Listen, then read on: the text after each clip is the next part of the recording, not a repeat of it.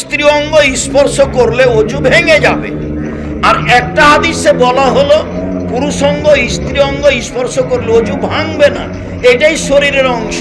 তাহলে মুখামুখি দুইটা হাদিস হয়ে গেল, কি জবাব হবে? তো এক শ্রেণীর বিদ্বানেরা বলেছেন, এদেশের বিদ্বানেরা, যে হাদিসে বলা হয়েছে অজু ভেঙে যাবে ওর দোষ অনেক, অতএব ওই হাদিস চলবে না, অজু ভেঙে যাবে না, এটাই ঠিক।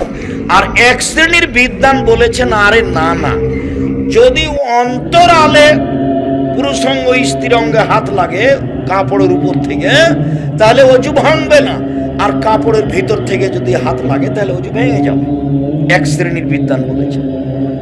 তা আমরা আলোচনায় বলেছি যে এইগুলো কথা একটাও ঠিক নয়, দুটাই হাদিস ছয় স্থানে ঠিক। উত্তেজনায় উত্তেজিত হয়ে যদি পুরুষ অঙ্গ বা স্ত্রী অঙ্গ স্পর্শ করে তাহলে অজু ভেঙে যাবে, অন্যথায় অজু ভাঙবে না।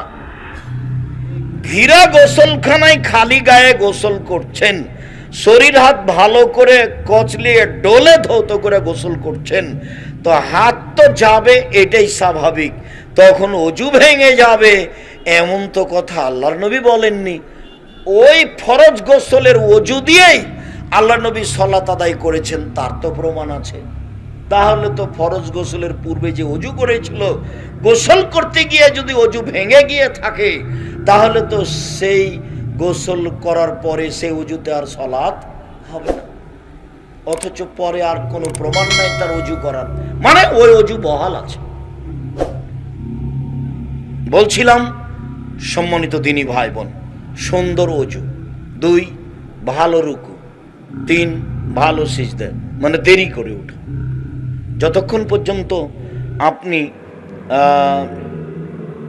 রুকু থেকে উঠে একবারে সোজা না দাঁড়িয়েছেন ততক্ষণ পর্যন্ত আর সিজদায় যাবেন না।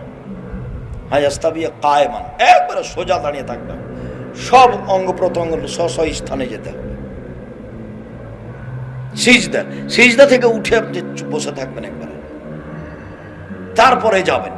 সাহাবীগণ বলছেন যে আচ্ছা আল্লাহর নবী একবার সিজদা করে আর যাচ্ছেন না কেন, তাহলে কি ভুল হয়ে গেল নাকি? উনি কি মনে করছেন যে আর